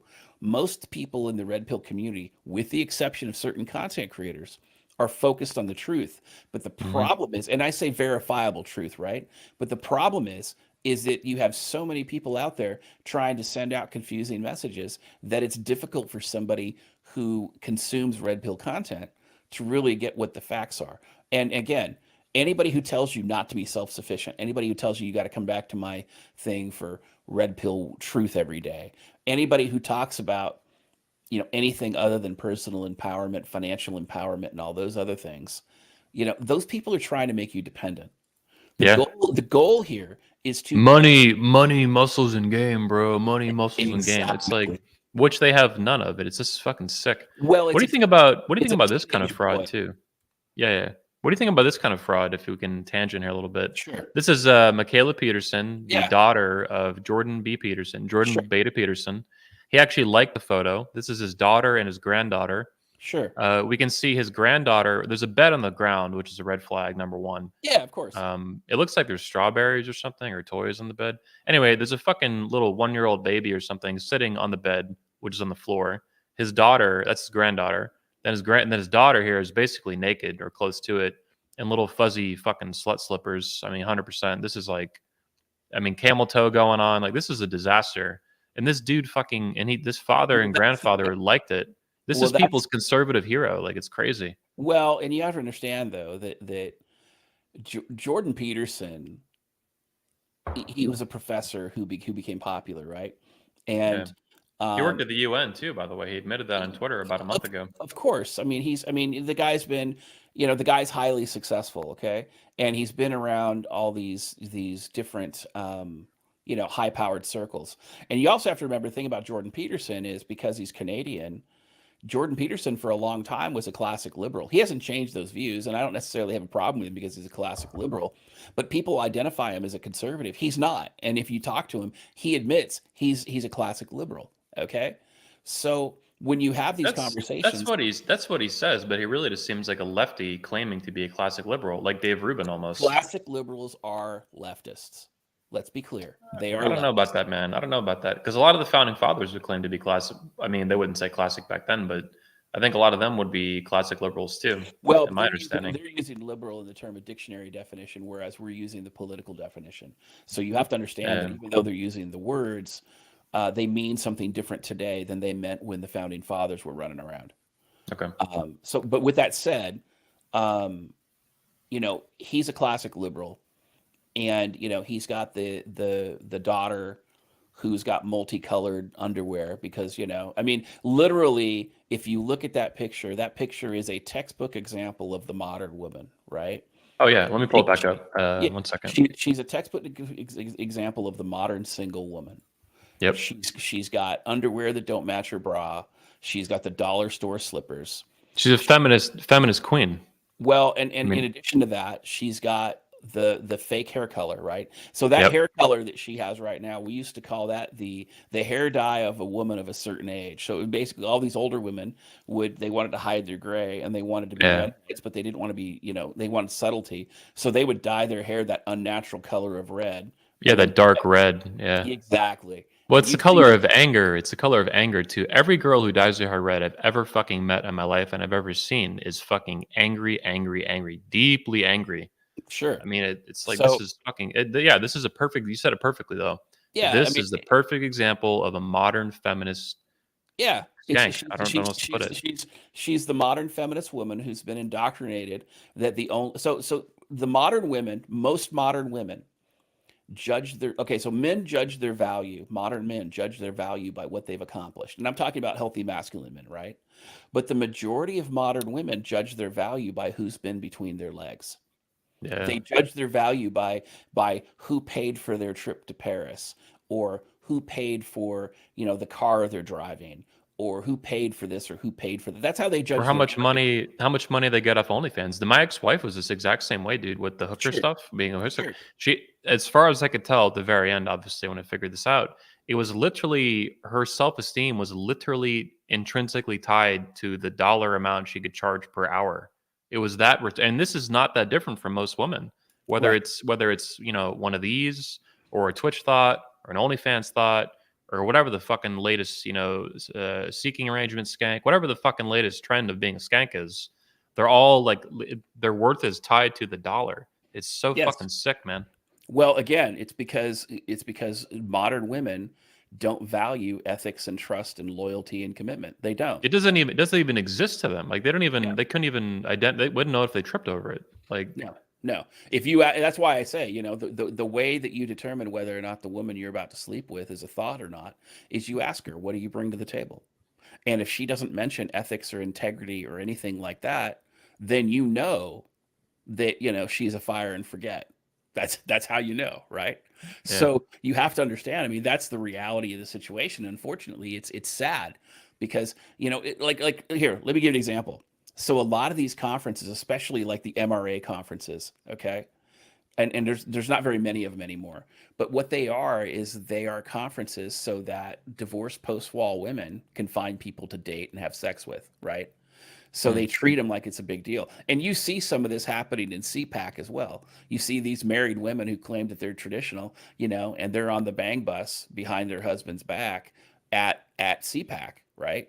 They get drunk, they bang everybody. And that's this reality. I mean, that's what conferences are Oh, in general. I've been to CPAC, yeah, So, a couple times, 3 of them now. Yeah, right, it's actually right. the best one. It's still a disaster though. Well, I think the It's red pill, actually the other one's even worse. Like I'm not kidding. Like yeah. And I like Tony. I respect Tony. We can disagree. That's no problem. I believe that a lot of I think Rolo has tried to hijack the red pill community or the red pill idea, but he's not been successful. And that yeah, leads me to something else that Anthony and I talked about the other day. And I apologize. I was gonna get that article to Anthony and I didn't. But the idea here is that there was a psychologist that interviewed these teen boys, and I want to say it was in Australia, and this was probably about a month or two ago. I saw the article, and I think the article's relatively new. Um, Basically, these psychologists were um, were interviewing these teen boys, and I say teen boys, obviously teenagers, but also they were interviewing boys and men in their early 20s. And all these men and these boys were saying, "I'm never getting married. I'm never getting married. I'm never having children." And I'm choosing not to get married. I'm choosing not to have children. And when they were asked why, one of the teenage boys said, "Well, I have an uncle. My uncle was happily married. His wife cheated on him, and then she divorce raped him and destroyed his life and destroyed his relationship um, with his children. And I watched it firsthand. This isn't on the internet. They're not consuming MGTOW content. They're not consuming red pill content. They're not consuming PUA content. They're basically saying, I saw this firsthand, and this is why I'm not doing it." And there's other people saying, "Well, I was raised by a single mom. I watched what she did to my father. I watched what she did to these other people. And I don't want a woman like that. And all modern women seem to act like my mom. And I don't want to be a part of that." And so all these psychologists are like, "I don't understand why these boys feel this way. I don't understand that, right? This is something that's really shocking to the conscience." And at the end of the day, it's like, well, you could censor red pill content all you want. You could censor the manosphere all you want. But when you turn off the computer, when you turn off your phone, and when you interact with the real world, these young boys and these men are seeing this firsthand, and they are independently coming to the same conclusions.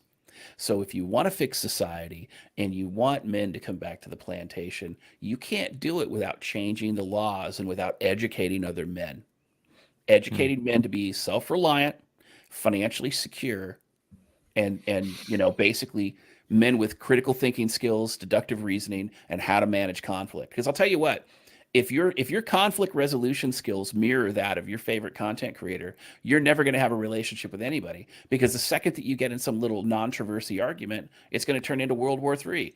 And really, that's feminine energy talking, and that's why you see a lot of these content creators. They create these problems that have no real viable long-term solutions, and they only serve to destroy communities. They don't serve to help them. And that's what small towns figure out. Small towns have figured out a long time ago that you could hate your next door neighbor, but when a storm comes, you're helping each other. When the tornado comes, you're helping each other, rebuild, because they understand that being part of a community, being part of an intact community, and being a part of the solution is more important than being a part of the problem. And that's something that a lot of young men need to learn, and they don't have role models in which to do it because they're too busy demonizing the people who would teach them. That's why you hear this like, okay, boomer, or we're going to go ahead and blame every generation. We're going to blame the greatest generation. We're going to blame this and we're going to blame that. I'm not saying that some of those criticisms aren't valid. Many of them are extremely valid.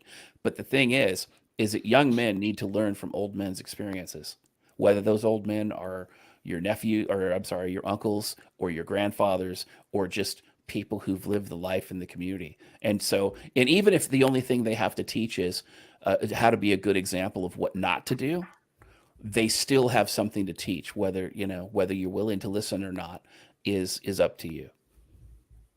yeah. I'm uploading a meme right now. 1 second. It's a very Right important on. meme. Right on. Very, very important. Yeah. So I mean, and I had to find this one. I didn't have it locally for some reason. I had it from my phone uploaded. I had to transfer it. It's very important, man. Very. It's That's yeah. The man. that's a real bad picture of his face. Like, what the heck is that?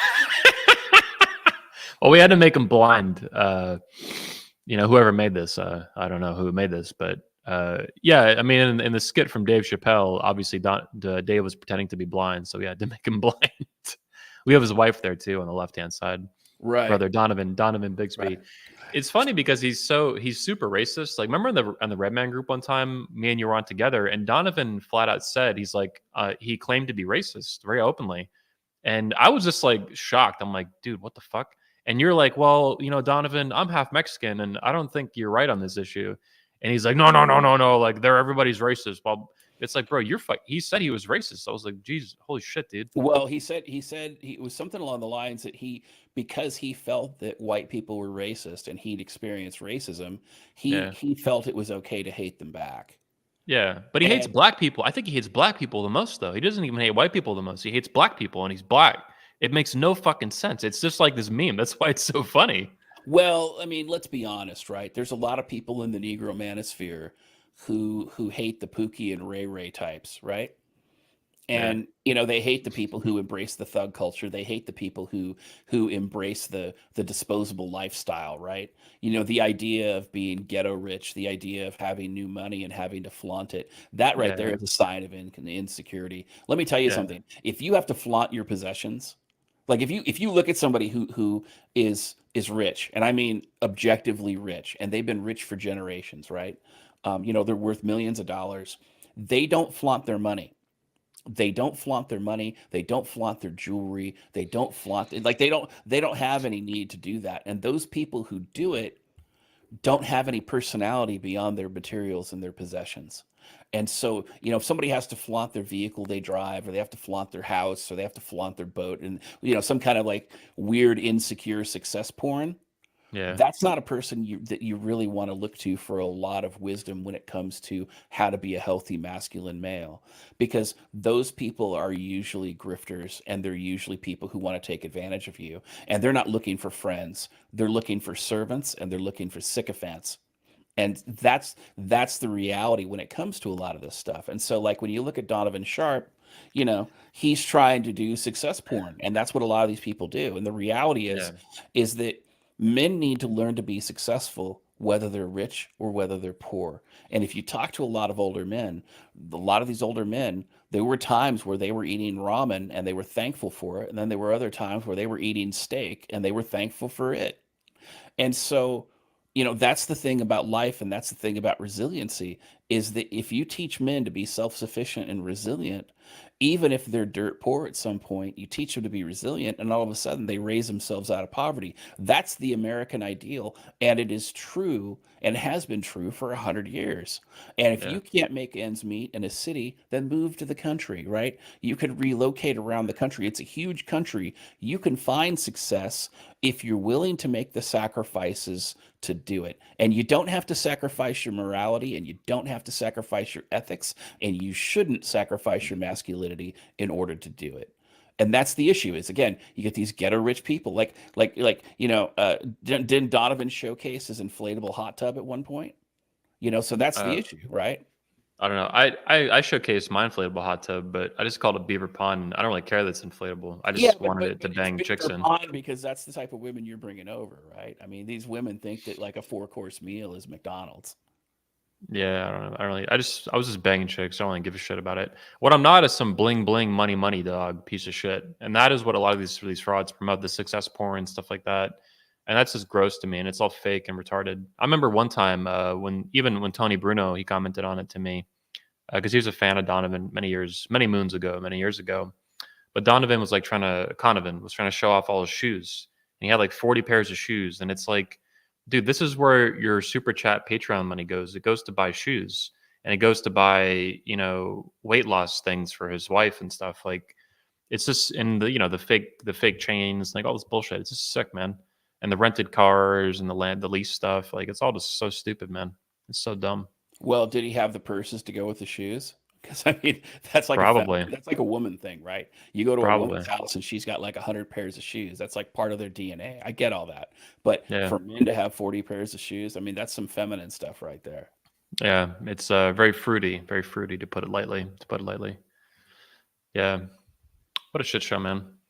Well, it's Well, been fun. yeah, Oh, good. yeah, and I would say, kind of in closing, you know, if you're watching this video, find men who help you be more masculine. Find men who promotes your self-reliance, whether again, in all areas, socially, professionally, financially, and personally with regard to your family.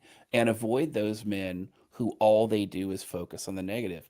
Because the reality is that men are emotional creatures too, and they can be just as easily manipulated under the right circumstances as women. And Yep. don't fall for the red pill blind spot, you know? Bingo.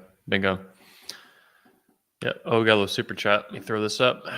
Thanks for your shekels, Mr. I am DPP, discipline, priorities, and purpose.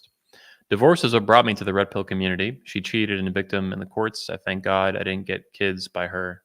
Yeah, I've been there, man. Well, it's been a fun chat. It's been a very fun stream, DDJ. Appreciate your time. I think we'll wrap up. It's been almost 2 hours, hour and 45. Make sure you visit missandrytoday.com. I appreciate everyone tuning into the surprise Sunday morning live stream. Do visit missandrytoday.com. Check out his channels on YouTube, Rumble, Odyssey, BitChute. Just go to any of those platforms and type Miss Andry Today, or probably even DDJ, and it should pull right Actually, up. Miss Andrew today is probably better. Also, you can go to you can find me on Minds and Gab as well. Okay, cool. Yeah, man. I appreciate your time. Throat's a little rough today. I appreciate you guys tuning in the chat, and I'll see you probably on Thursday or Saturday. I think Saturday we're going to do a part 2 to the stream and focus, more explicitly on particular frauds rather than the general issues and the meta issues of what we've discussed today, the overarching themes of what goes on.